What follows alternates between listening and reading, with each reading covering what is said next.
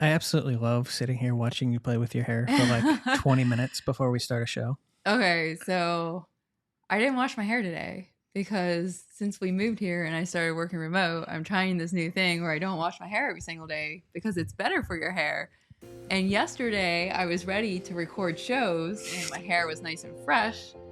And today this is what you get. So it's a hot mess and I'm just trying to minimize the damage of how bad it looks today. Thank you to our internet provider for that. I even got my hair cut yesterday too and thought we were filming shows. But your hair looks the same every day. Not really. It gets pretty shaggy some days. But it is what it is. Here we are.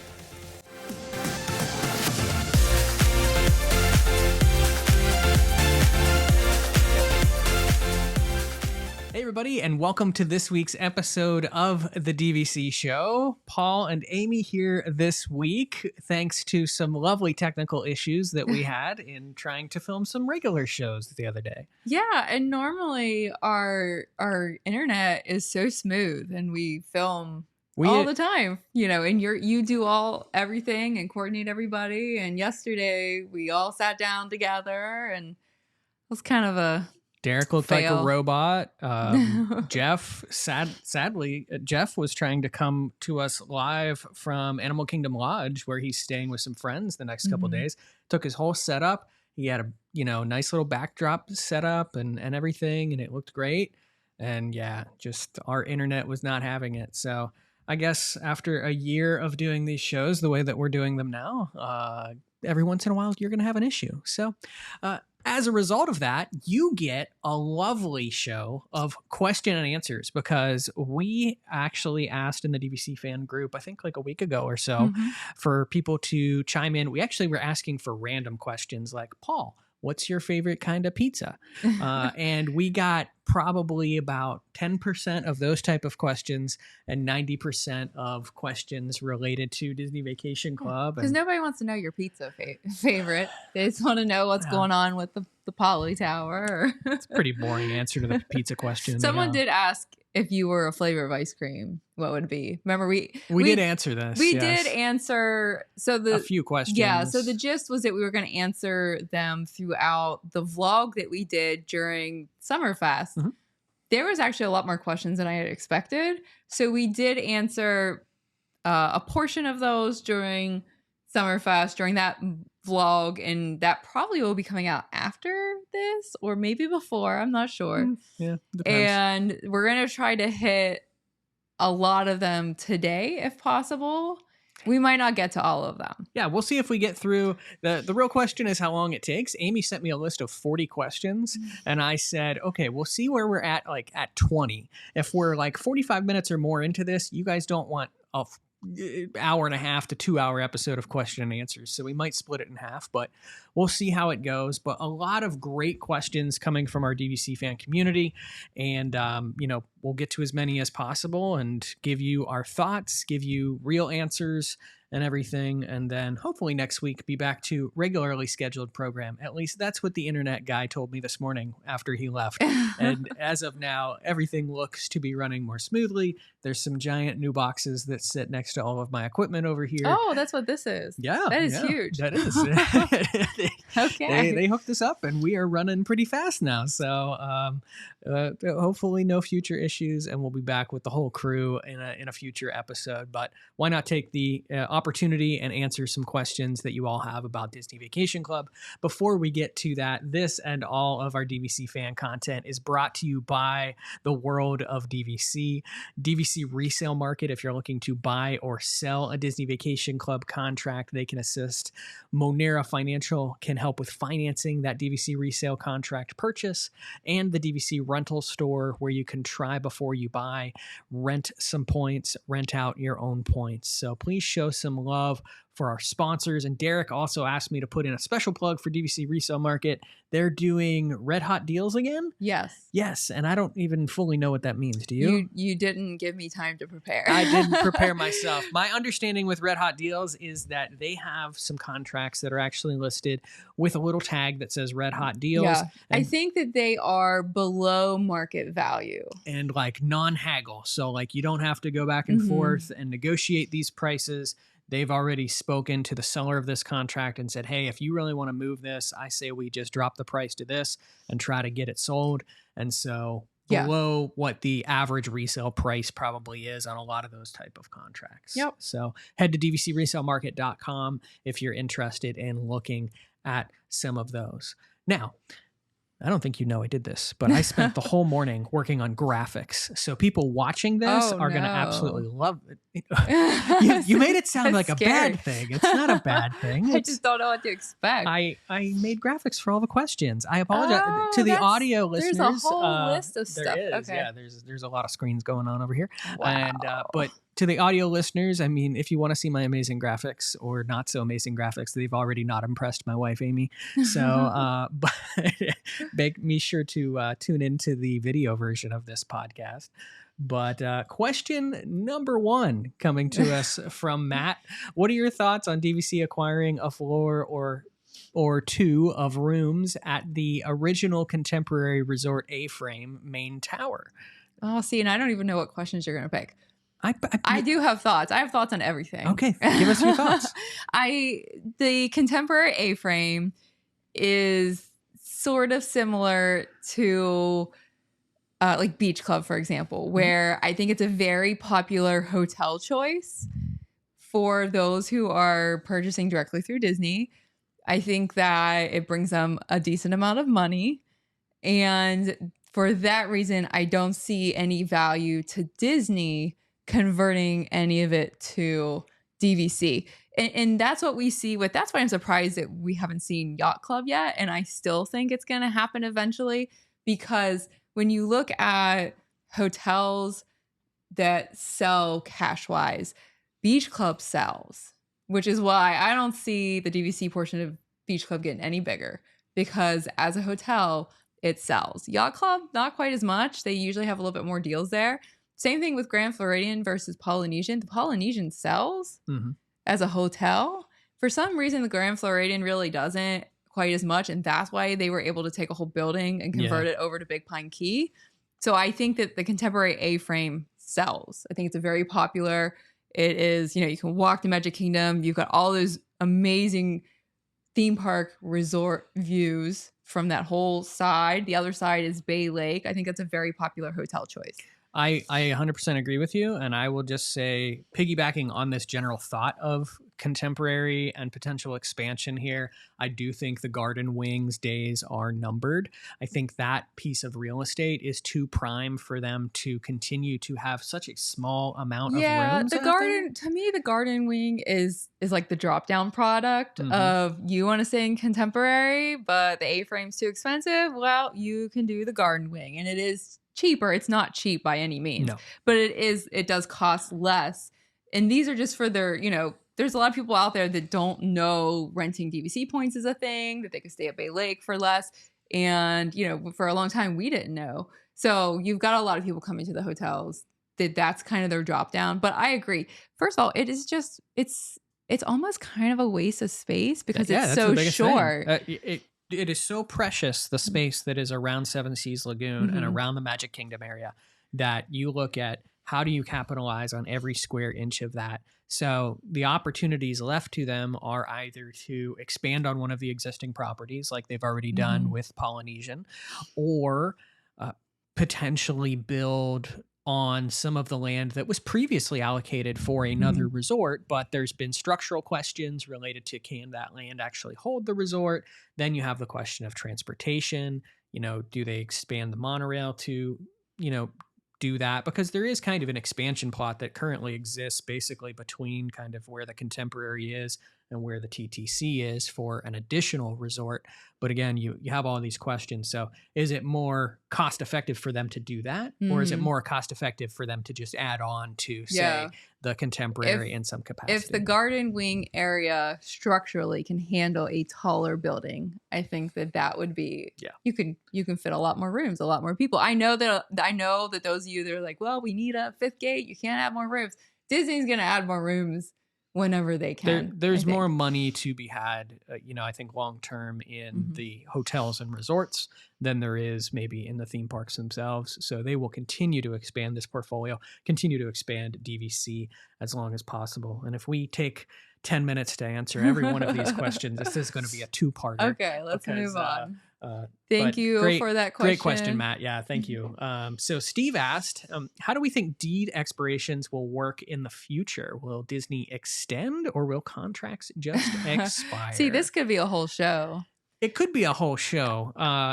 But these are like quick takes, quick question and answer. They're going to sell off Hilton Head and Vero Beach when they expire. That's just a guess. Yeah. A lot of people have that guess. A lot of people say that the properties that have not been associated with a theme park property, Hilton Head, Vero Beach, maybe Alani eventually down the road whenever we get there, is, those properties just didn't work out for the concept of DVC. So unless they think they can do it better a second time around, I don't see them actually redoing that. And then for the Disney World properties, I know there's so many people out there that are like hoping for an extension or wishing that they're going to do an old Key West, but it just was such a mess when they did it. I almost used a different set of words there, but it was such a mess when they did it the first time. I think that exactly what we think is going to happen, which is these deeds are going to expire. They're going to go away. They're going to flip these properties, maybe do an even deeper refurbishment than what they currently do. Heck, they could even completely demo the property and rebuild it from the ground up. But those properties are so valuable to them that they can flip it around, resell it as a new Disney Vacation Club property at that point.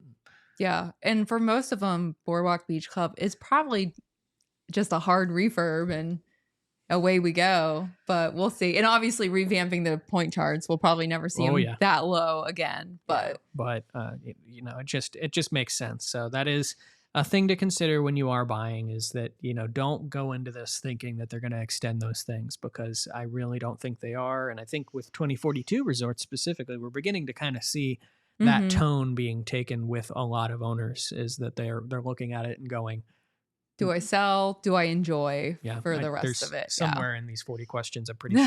I think I saw that question. There's a question very similar, but thank you, Steve, for this question. Next up, Peggy asks, when would having 2 different use years make sense from a strategy and booking perspective? I don't know anyone that has tackled that strategy. It's a strategy. Yeah. So that was a joke. Oh, yeah. Yeah. You're talking about us. Yeah.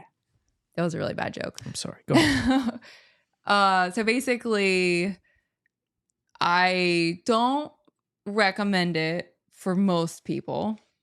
I don't even recommend it for us. The only reason I'm okay with it is because we don't care that it's just Grand Cal, because we're not using those points for anything else, which I know I've said before. That sits all by itself in a different use year than our Disney World contracts. And if you always go the same time every year, and it's for example, you always go in February, no matter what, and you always go in November, no matter what, then it might make sense that you have some points in the February use year and you have some points in an October use year, so that you're maximizing that. But even that, I don't think most people aren't. Even if you start out and you always go the same time, maybe you have younger children that are in school and you always go during their breaks, they're going to grow up. Things are going to change. So I don't see the problem sticking with one use year. And it's way easier. But if you are someone who might use a contract for a little bit and then you'll sell it and upgrade to something else, and you don't want to lose those points or have to cancel reservations while you're selling, then you could transfer your points from one contract or one membership to the other, provided they weren't banked or borrowed, and then have those points and operate with them within that other membership. And then you could sell off that contract and there wouldn't be any reservations attached to it. If that makes sense. That's very complicated and not necessary, but it is something that I personally would do if we were going to sell a contract, which I don't think we are anymore. No. Yep. But let's say we decide to sell Boardwalk. I still want to use as many points as possible before we sell it. Yep. So I would transfer all the points out of Boardwalk into our Grand Cal membership, so we have those points, then you could sell without needing delayed closing. Yeah. As Amy said, I just don't, it's just not something to take the hassle of, Yeah. be patient, unlike us, or don't be patient like us. For us, when we added on, our boardwalk contract was the one that was the biggest issue when it was trying to play the use year game, was that we wanted to match our boardwalk contract to the rest of our contracts, which were a February use year. And for the life of us, for the longest time, it was very difficult to find a 50-point boardwalk resale contract in a February use year. And we, lo and behold, got very impatient on a vacation in which we were down here. And we called DVC Direct and said, can you do it? And they said, yes. And so we added those 50 points on direct. And I'm pretty sure like a week later, we saw like a 50-point. It was, yeah, like pretty much. boardwalk contract on. So I just bide your time, save that money, wait for it, wait for that perfect contract that matches you. So it's just going to make your life a lot easier. But great question, Peggy. Next up, Janet said, how did you find the layout of the new cabins at Fort Wilderness? And I shortened this a little bit just so I could fit it onto the screen. But Janet was asking very specifically, would it be awkward if you had to kind of walk through the living room past the Murphy bed, which is the other second primary bed in this space, and then head to the bathroom? And would it be kind of weird? I found the walk from the bedroom to the bathroom to be kind of long at night, but isn't that the case with most one bedrooms, where if you were a guest staying in the living room area, you would have to walk into the main bedroom to go to the only bathroom that's there? Aren't most one bedrooms set up that way? And I'm asking this, we've stayed in so many, and I don't know why I'm asking. Well, I should know. Yeah, and I would kind of say yes to your question, but I would also say that there's at least doors that would block off that section. So like if I was sleeping, I'm thinking like most recently we saw one bedroom at Boardwalk. Phil and Pauline were staying in a one bedroom at Boardwalk. And so if I were sleeping on the Murphy bed in the living room area, I wouldn't necessarily have to go into there. I don't think so. I think you're thinking of the Grand Villa where it was outside. Nope. Are you sure? Yeah. We'll so the beach club and the boardwalk bathroom concept. Oh, you're right. You're right. It's got the 3 doors, and so they've really thought weird. this through so that you wouldn't have to disturb. But Old Key West is not like that. Well, some of them are. Some of them have a door from the laundry room, but Correct. some of them do not. Some of them do not. You would have to walk into the bedroom. Yeah. So it does depend on the resort. Yeah. It didn't bother me. If you're staying with that many people in a one bedroom, whether it be at Old Key West, at Boardwalk, at Fort Wilderness Cabins, you're probably fairly close to those people. Correct. I would imagine. Yeah. So sneaking through to go to the bathroom, I don't think is a big deal. If it's the first vacation with these new friends, then I would probably recommend against it. Yeah, 2-bedroom. Go with a 2-bedroom, and but for family or for good friends, I don't think you're going to have an issue.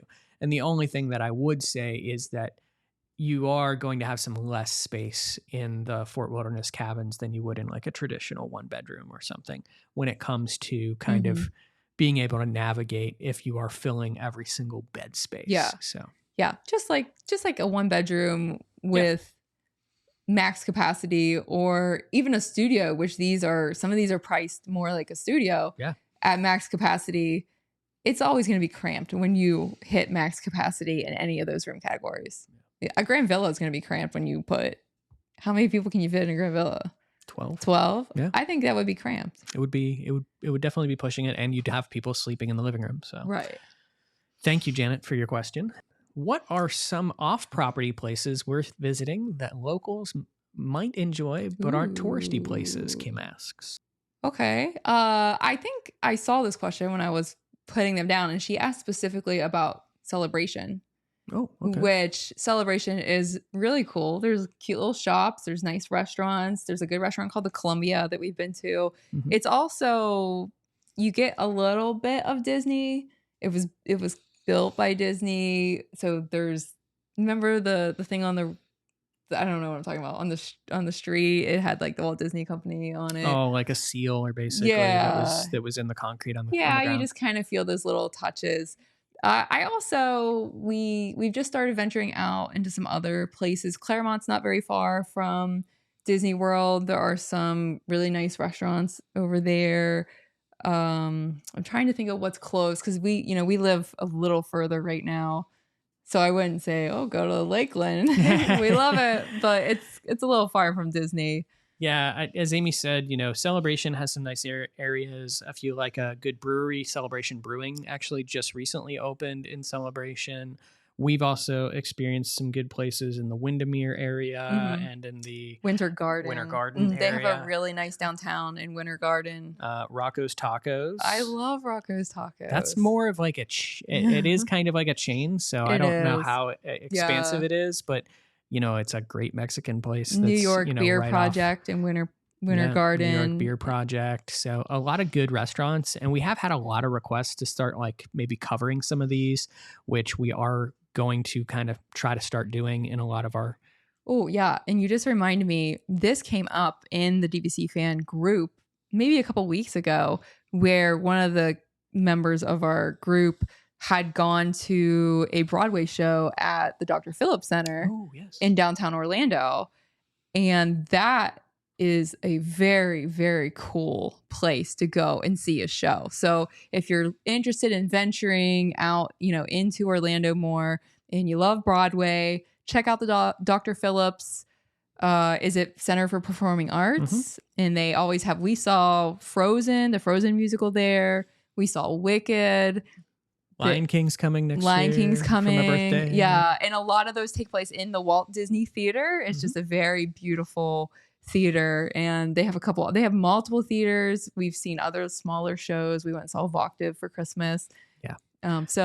Yeah, keep in mind like Celebration, Windermere, that general area, probably you're looking within about a half hour of most of the parks and resorts. You can get to those areas. If you are headed to the Dr. Phillips Center, it is going to be a little bit more of a hike because it is basically in downtown Orlando.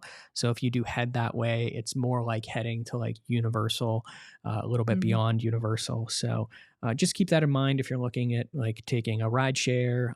If you're driving, shouldn't be too much of an issue. Just plan accordingly. But we've gotten a lot of requests to kind of start talking a little bit more about like what is kind of DVC adjacent outside of the parks and resorts. So we do have some content and some plans to talk about that more on some upcoming shows and also in some blogs over on DVC Fan. Kelly asks, do you think there's any hope for the Turf Club? So it just changed menus very recently. Not a complete overhaul, but some changes. But we say recently, and that was like 9 months ago, and I've not heard anything. I know. We haven't been back since that change. There is a pasta that has scallops in it that looks intriguing. The ultimate thing for me always just comes back to you can do whatever you want there, but you're not going to compete with what's going on at Disney Springs and a lot of the amazing dining that's just right there. And that's even when we did our DVC Fan Summerfest at Saratoga, I said to myself, should we go back and give Turf Club another try? And the answer to that for us was no, we're going to Summer House over at Disney Springs because we'll give it another try eventually. Yeah, it's just not, I just don't know that it's ever going to be kind of the rock star of a restaurant. So Nicole said, what is your prediction for points per night for a theme park view studio in the new Poly Tower compared to the standard Lagoon and Lakeview rooms?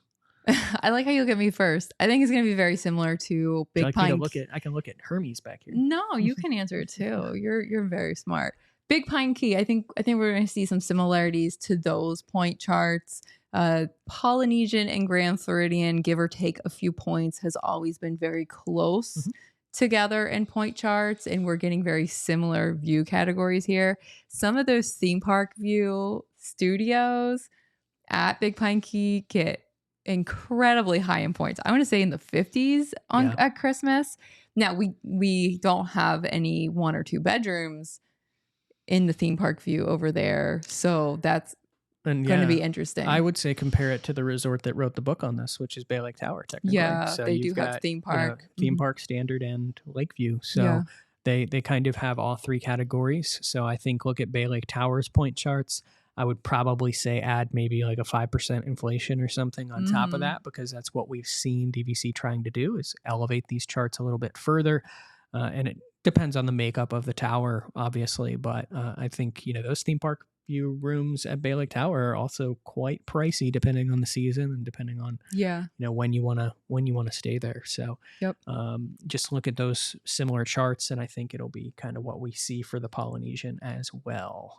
Grace asks, how difficult or time consuming is it to travel from the cabins at Fort Wilderness to the buses at the front of the resort to get to the parks or Trails End without a golf cart? And I would say that you're going to have to build in some time for this, similar to how you build in time for any other on-property Disney transportation. So if you are relying on on-property transportation, it should really be no different. The buses are running just as frequently through Fort Wilderness as they are through like Old Key West or Saratoga, because this is a resort that is dependent on bus transportation to get you to most places. And so they do have a good internal bus system. You are going to have to transfer buses if you are going to head to a park or something. But if you're used to doing that already, if you're used to taking the bus system, then I would not say that a golf cart is a necessity for staying there. And actually, I would take it a step further and basically say, I only think you need a golf cart if you really plan to do a resort stay. Right. And the cabin loops are not too far from the bus stop that goes to the parks. Correct.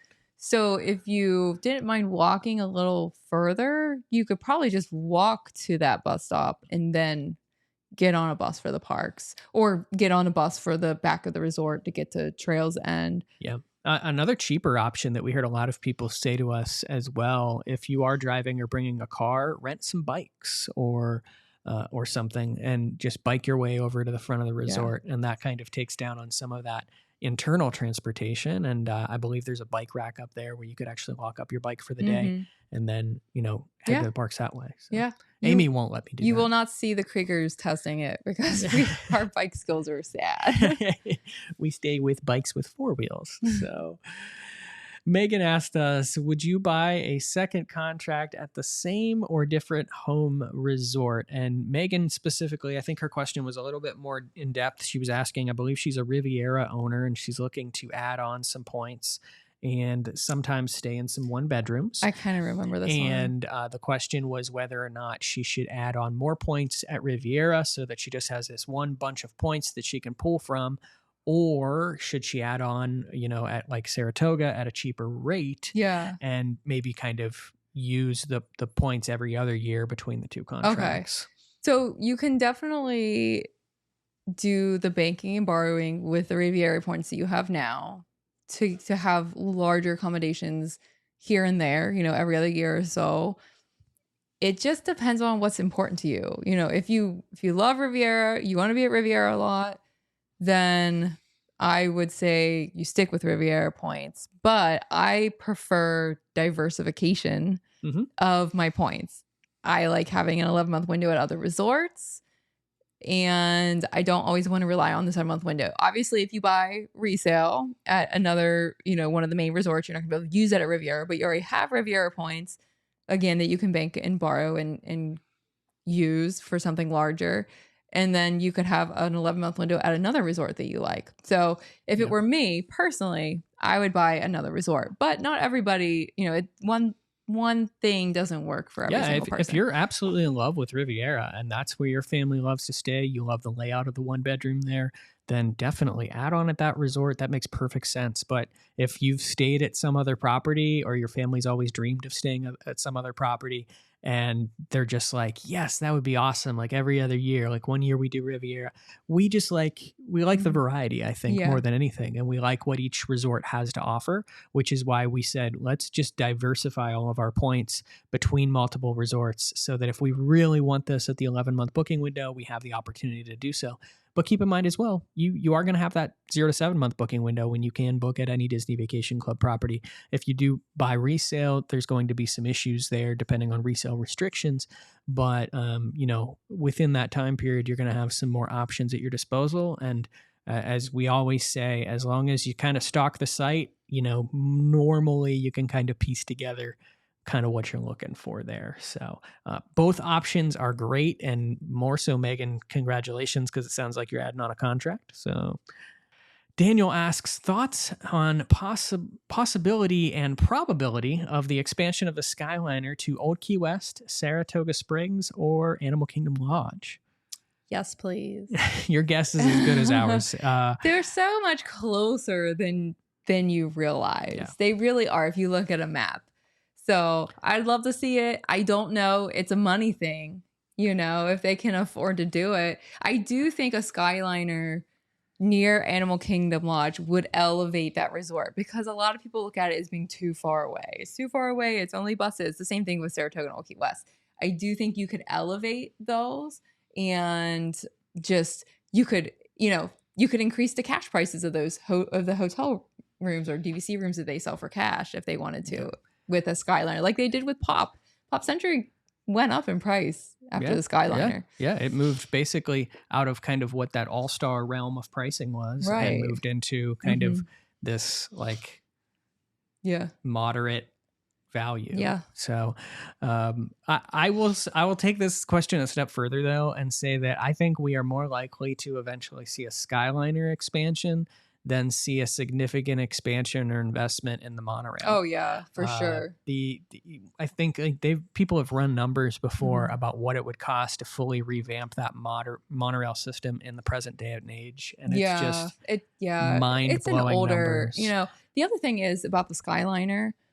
If you look around the world, those same Skyliner buckets, I don't know if it's the exact same company, but they are a lot of places. Yep. Icy Strait Point in Alaska, for example, has the same Skyliner, and it goes way up the hill in Alaska. So I feel like it's a very versatile system that can work in a lot of different terrains and things. So. Yeah, and it works very, very well. The only issues really are typically if there's some bad weather in the area or something. Yeah. And, but even that, people say, oh, the Skyliner's down. It's really not down all the time. We are in Florida, so there's going to be a storm that blows through. But after that, it stays moving. I've never had a horrific experience on the Skyliner. Me neither. Yeah. And I saw a reel on Instagram of a place in Europe, somewhere in Europe. I can't remember which country it was, but they had the same. It looked exactly the same Skyliner. So I just think it's cool. It's all over the place. Heather asked us, why are all the DVC resorts rooms sold out for Christmas, but when I go on the Disney website, I can get a villa at Animal Kingdom Lodge? And that is a common question that a lot of people ask, related to kind of why is there still availability when I, as a DVC member, do not have availability? And ultimately, it comes down to how availability is doled out over membership and over points. So remember that as a timeshare rule here in Florida, Disney Vacation Club is required by law to hold back at least 2% of all of the points for each resort. Mainly, they do that for maintenance issues and things like that. But they also then have a very vibrant exchange program where people can choose to use their points for a Disney cruise or use their points for some other type of vacation. And Disney is in the business of renting points as much as us members that have extra points rent out our points for some cash every year. And so Disney does a robust rental business. And with those points that are exchanged, they have the rights, just as we do as members, to basically pull these rooms back and hold them for cash reservations. And so you will see them do this. That's why you always see cash availability. We also see this normally happen very frequently, kind of within the last minute booking window. You'll see a lot of rooms held back within the 60-day window. Once points hit kind of a holding status, that this essentially is Disney essentially renting out the rooms that they have points for. Yeah. And also, as members utilize some of Disney's exchange programs, exchanging for cruises, exchanging for whatever. Did you say that already? I did. I'm sorry. I was thinking about I was listening, but then I was thinking. What were you thinking about? I was thinking about renting points. Oh, okay. But yeah, no, I mean, Disney what I wanted to buy.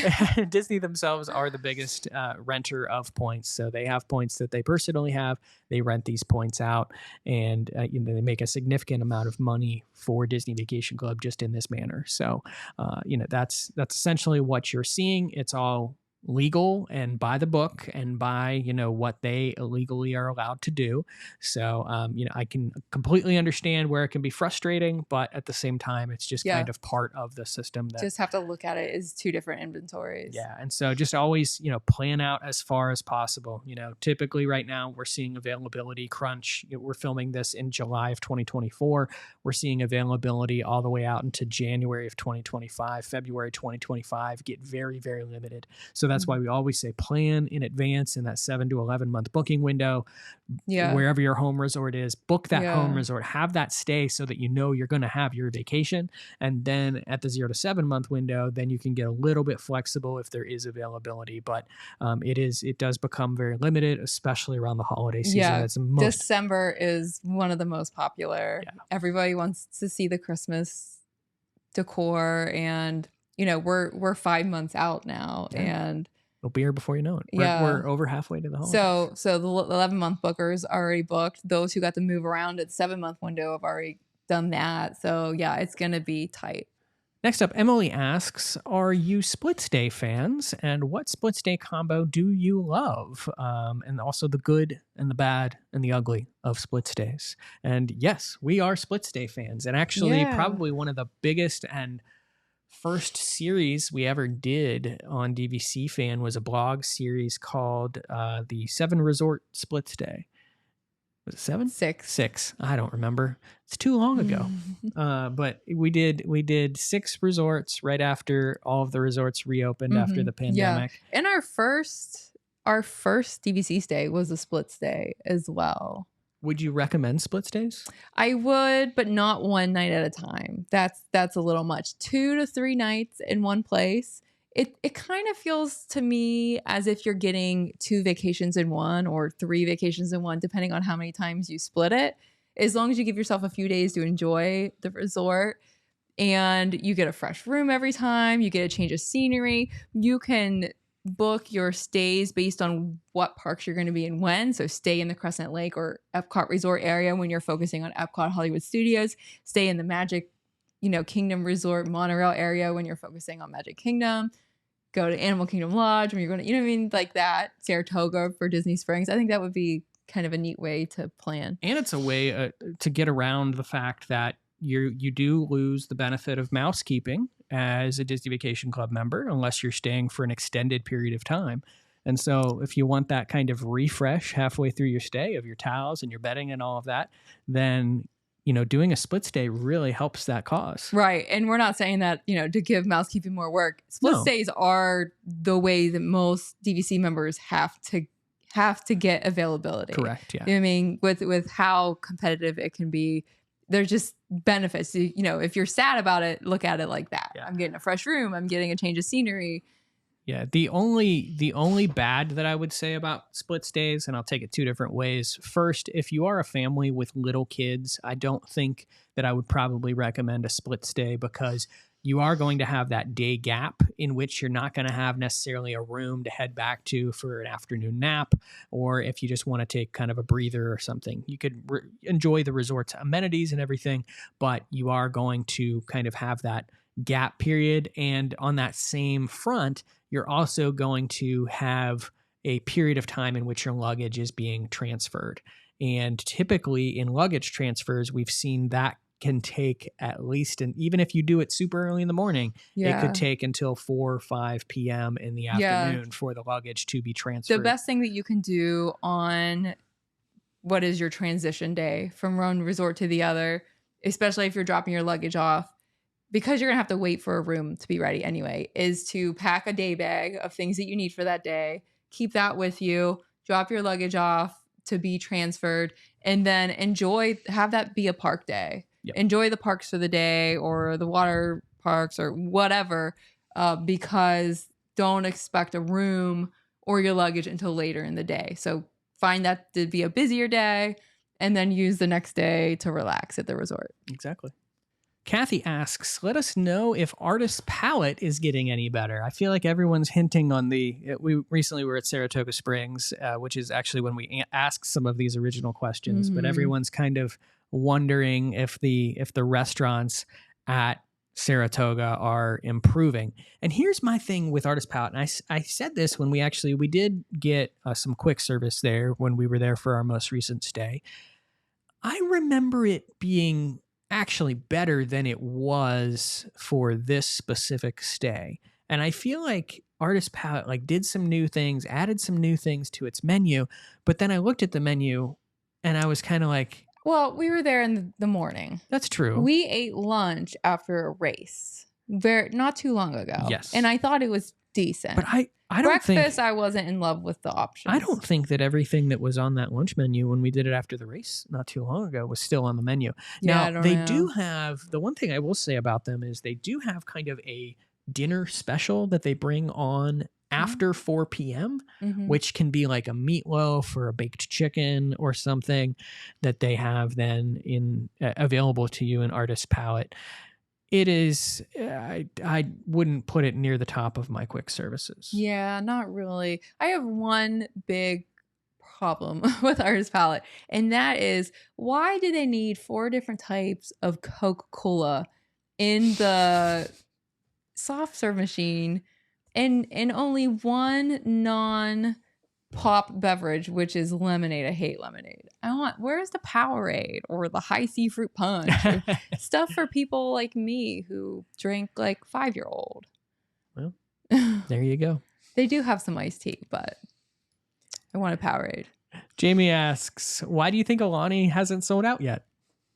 Distance. Yeah. A variety. I know that obviously we have DVC members all over the world and we have DVC members all over the United States, but as someone who sees a lot of DVC contracts come across their desk because I finance a lot of them, the concentration of most DVC members is in the northeastern United States. Yes. And that is just fact, just based on, and most DVC members are also named Michael, in case you were wondering.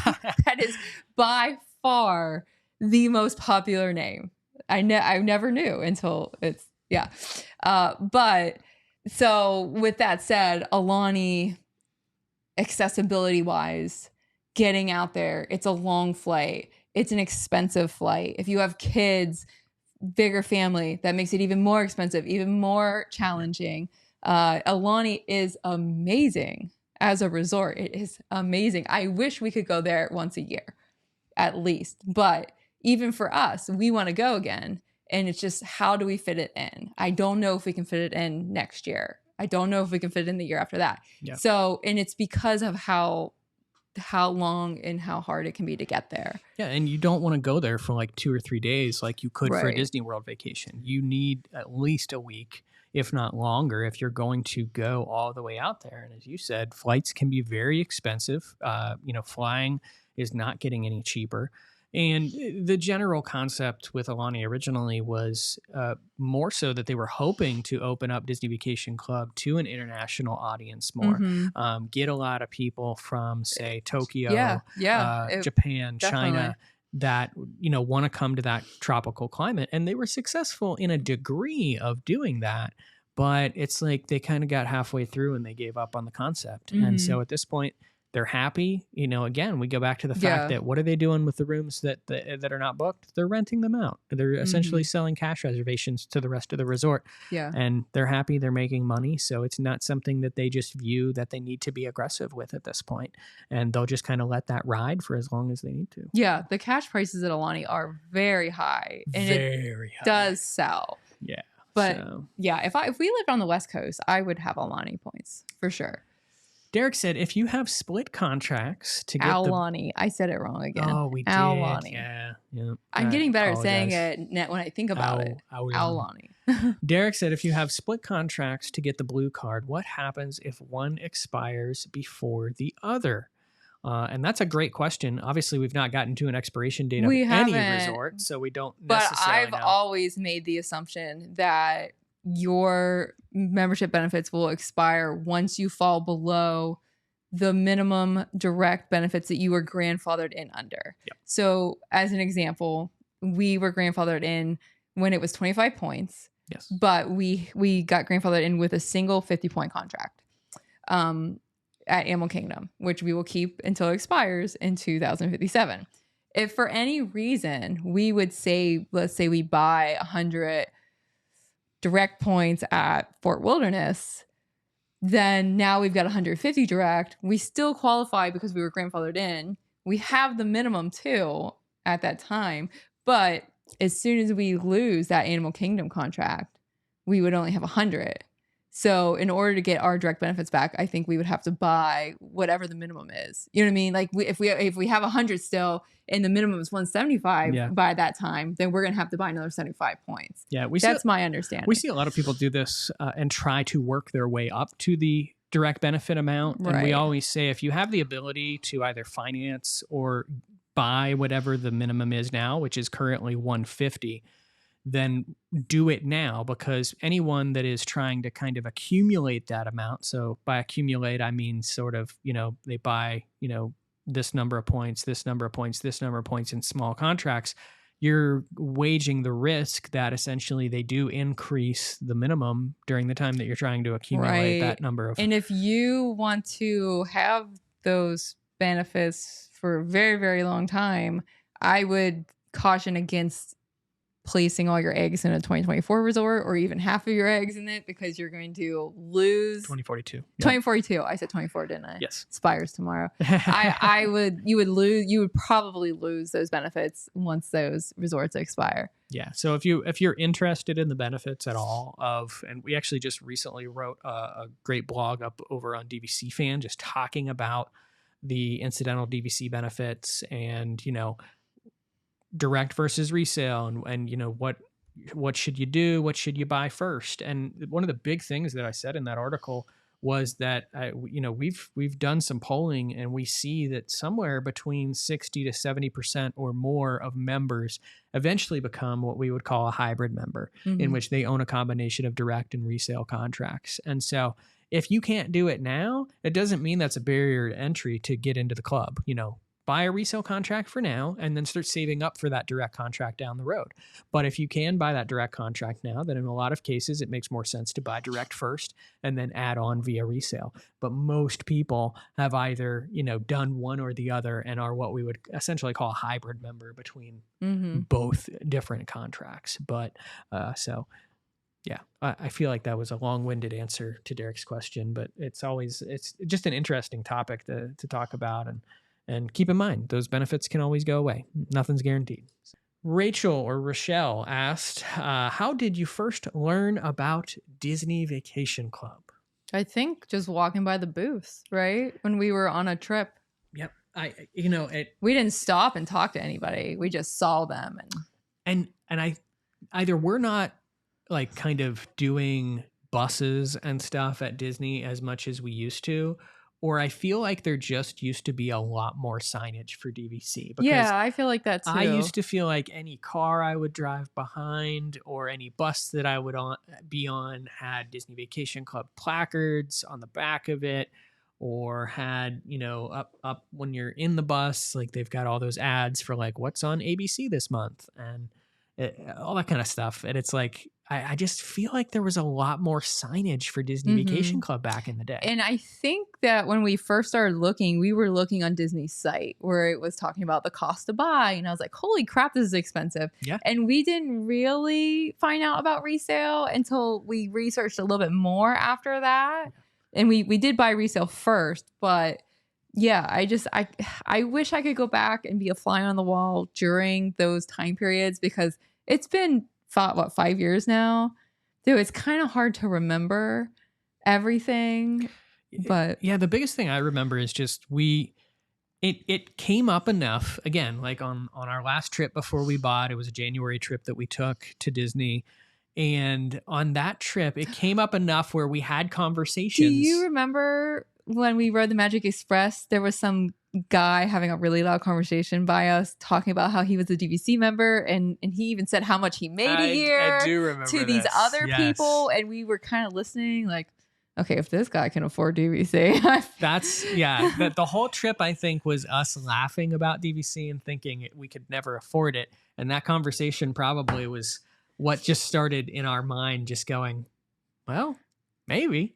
Yeah. And then we spent the better part of the next month kind of just doing a deep dive into after we got back. Is this going to make sense? And then a lot of the learning, truthfully, was self-taught, following kind of Disney communities. But Amy and I are kind of, I think, both similar in we learn by doing. Yeah. So we learn Kinesthetic.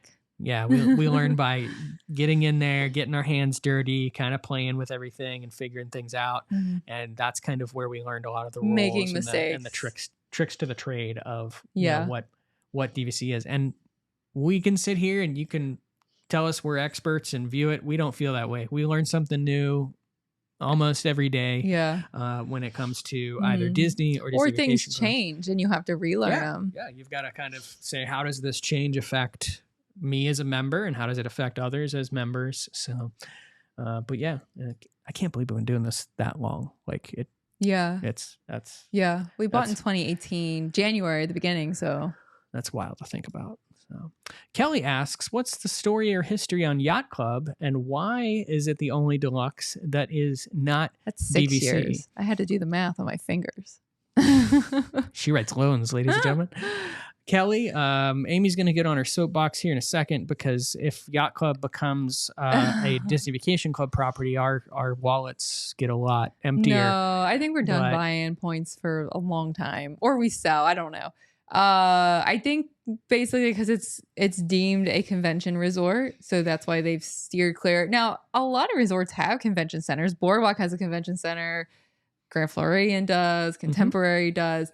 But for some reason, Yacht Club is does seem to be a home resort. More to conventions. Yeah. When I think of conventions, I typically think of Coronado Springs as kind of the one that was just designed for conventions. Then you've got a large convention space at the Contemporary for now, and then Yacht Club is kind of the third that I typically think of. I know that there's other ballrooms and convention spaces at so many others. I think it's going to happen eventually, even if they do what they did with Copper Creek and they take a wing of Yacht Club and turn it into DVC, or if they build something in some space. That's my thought. They've got to find a way to add on there because I don't know that there's enough rooms to make it make sense. And I've said this before, but the Beach Club Villas physically sits on top of a waterway. Yeah. So if they can do that, surely they can squeeze something in over there somewhere. Yeah. And, we've been, if they don't do it at Yacht Club, we know that there's been rumors for quite some time about them looking at the possibility of adding some sort of resort in the Epcot area, maybe near the front of the park of Epcot. So it's a possibility that, maybe they do that instead of expanding Yacht Club. It depends on what makes the most sense and what kind of land they have to work with, because we are in Florida and we essentially are building stuff in a swamp. So we're not even halfway through, and I think that we're at around an hour. We are. I absolutely knew when I was like putting all these in here. I was like, we love these questions so much, and we're gonna get talking on them all. There's some really good ones still. It'll definitely be a 2-parter, but we'll answer a couple more before we kind of wrap Maybe things get to up. 20.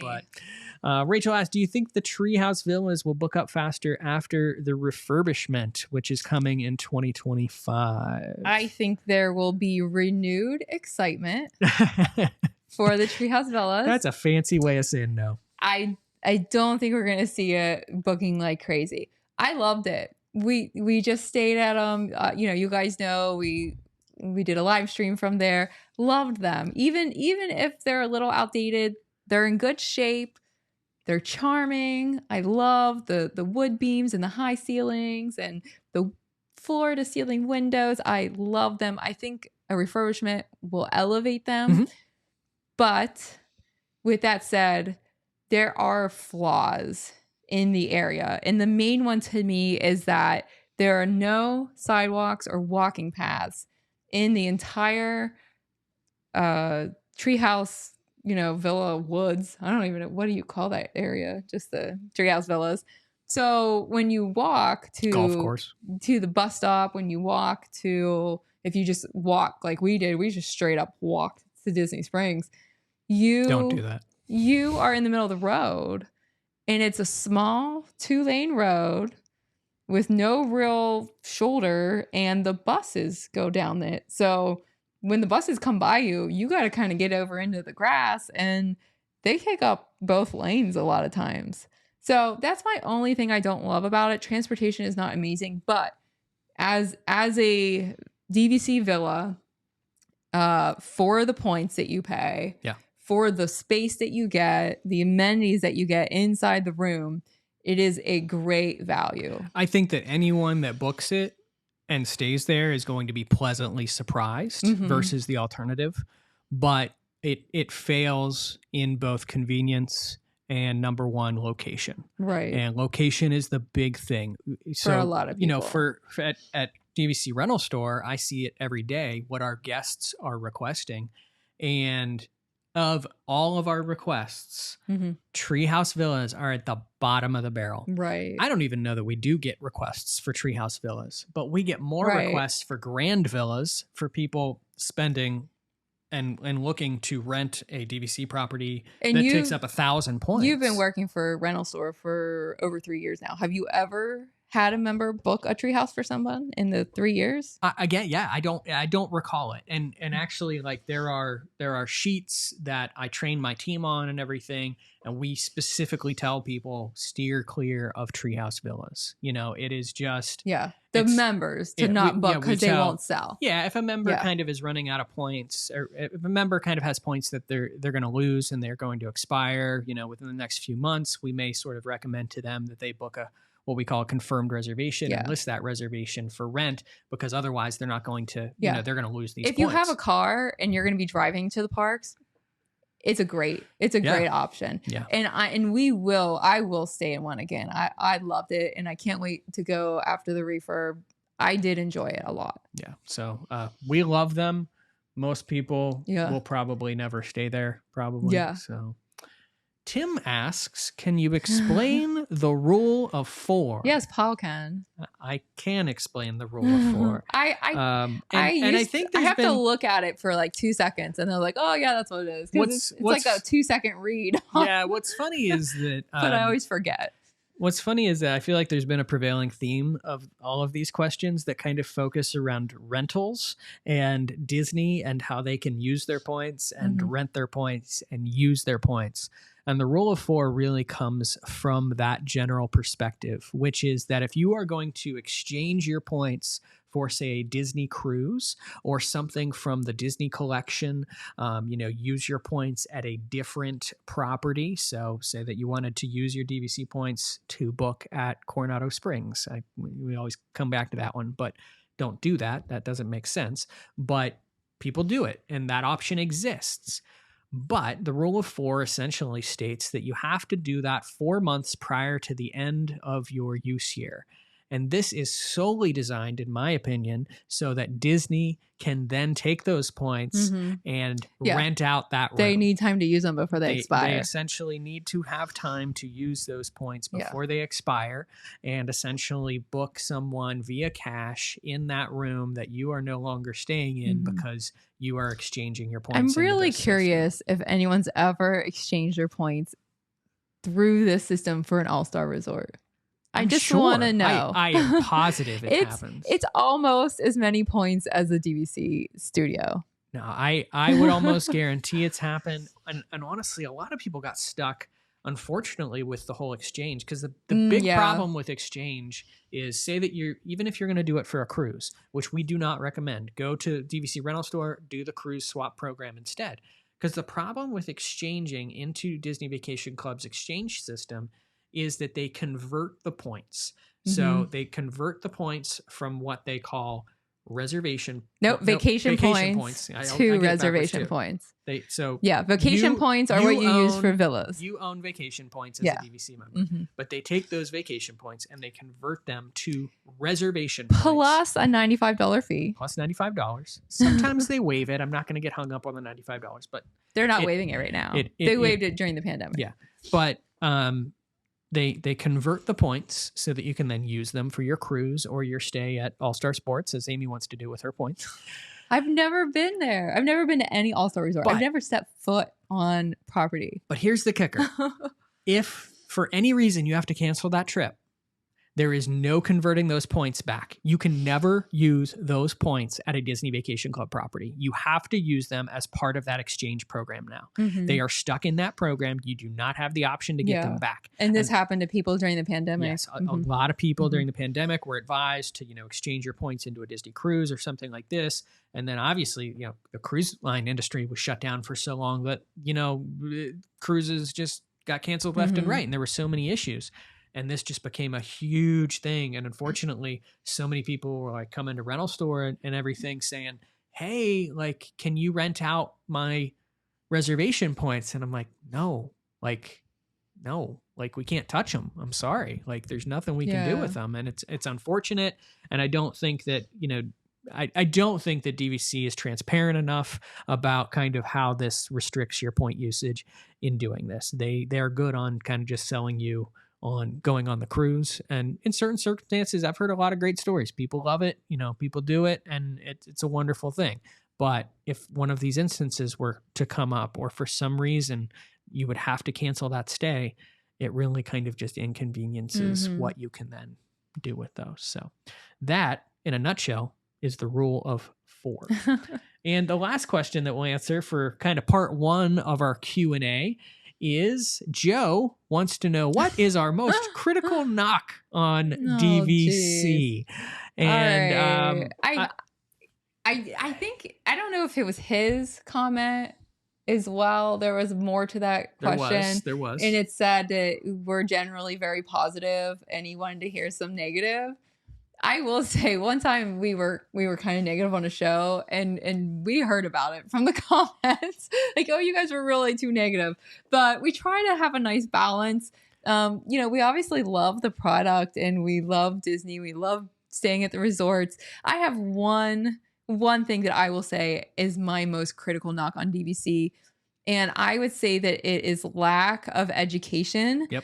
Took the words out of my mouth. They sell you this, and especially for some of the older members who've been around for a while, before they, we call it, as a teacher, we would call these people digital natives. You're not born into the digital world of changing technology. And so you maybe don't have someone like my dad who just doesn't really operate technology very well. So they don't really have the resources to go and watch things on YouTube. Now, that's not everybody. My mom is in her 60s, mid 60s. I don't want to say the wrong date, but she is actually very good pretty much with technology. Sans a few things, but there are people that don't really have the resources to go on and watch, shows like this and read articles on websites like that. And Disney didn't really provide that education to people. People still get hung up on use year, still get confused about when I can use my points, when I have to bank, when I have to borrow, those sorts of things. Some people don't know that you can make a reservation online.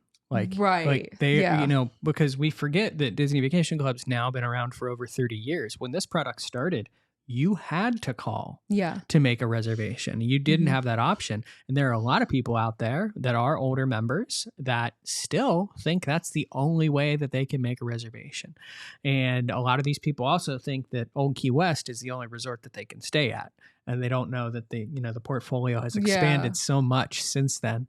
So, and that just goes hand in hand with what you said, which is the education piece. And that is what drives us to do what we do, is because we do love this product and we want to educate people so that they can love it as well and love it once they purchase it.